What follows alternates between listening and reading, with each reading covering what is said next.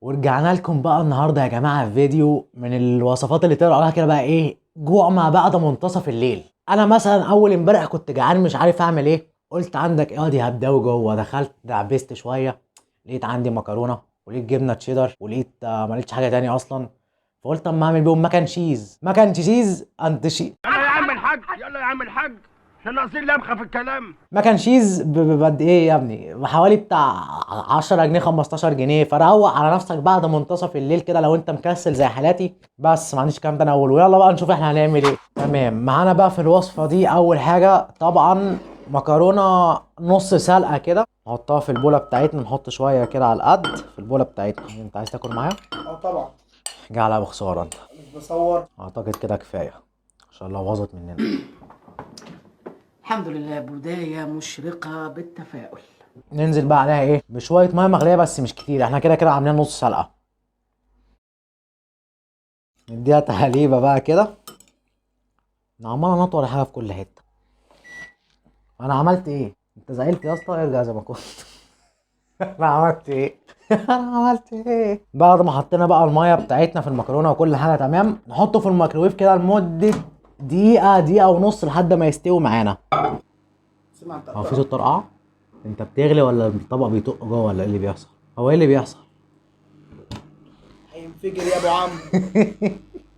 ده لو انفجر ده هوديك في داهيه. الله، وانا مالي يا لمبي. نطلع بقى كده في نص الوقت بالظبط، نديها تقليبه. هو شكله بيقول ان هو قرب يتعمل والريحه مبشره، ريحه مكرونه، معرفش ايه هي المبشره، ريحه مكرونه عاديه جدا. انا مش عارف الصراحه انا بقول ايه، بس اللي هو ايه كده. وكمل بقى 2000 years later. حته تشويقيه بقى، يروح مفرقع بقى، اعملها في المونتاج يا اسطى. انت فاكرني ساحر؟ ماشي، نروح بقى مطلعينه كده، المفروض انها استوت.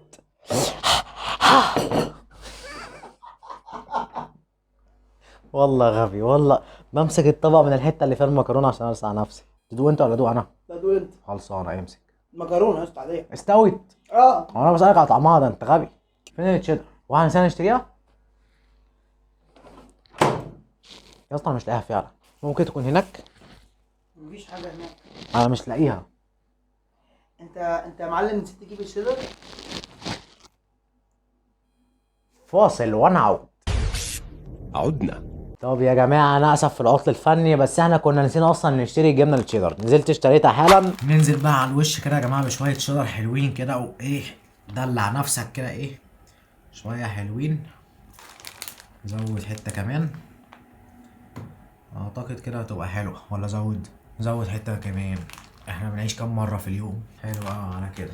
ندخله بقى الميكرويف، بعد كده بقى ايه نحطها بالظبط قد ايه، دقيقه كمان.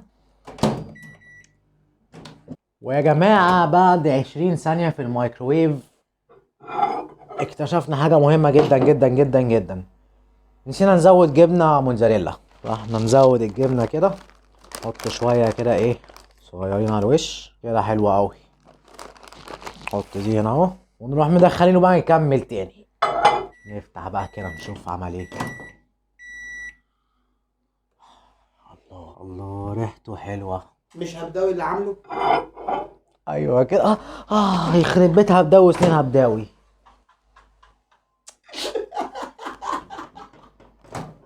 خد بس انت بتجري مني. وده بقى يا جماعه شكله بعد ما طلع من الميكرويف، الجبنه سايحه على الوش كده، ونديله تقريبا بقى ايه، يا نهار اسود الريحه بجد تحفه، يعني شغل عالي.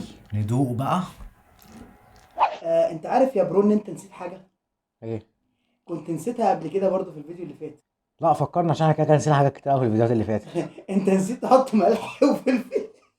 ما تهزرش، احنا مش حاطينها وهي بتتسلق ولا انا سلقتها عن ما تهزرش، انت جاي تفكرني بعد ما طلعتها واستوت وكل حاجه خلاص. ما انا افتكرت دلوقتي اصلا. كات يا ابني، الفيديو ده مش لاعب. ما يهمش، دوق كده وجبنه هتظبطها ان شاء الله ان شاء الله. يا اسطى ريحتها شيتوس.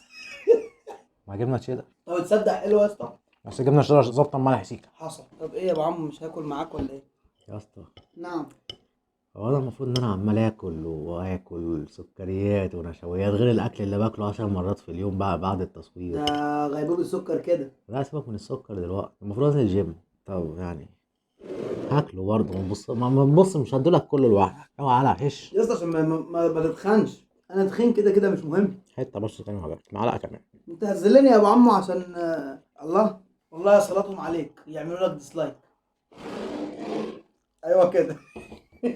بقول لك ايه، قول يا اسطى. انا قررت خد بقى انت كرة عشان خلاص انا مش عايز اتخن تاني. خد ماشي يلا. وريني. الف هنا على قلب. يا يا والله غبي والله غبي.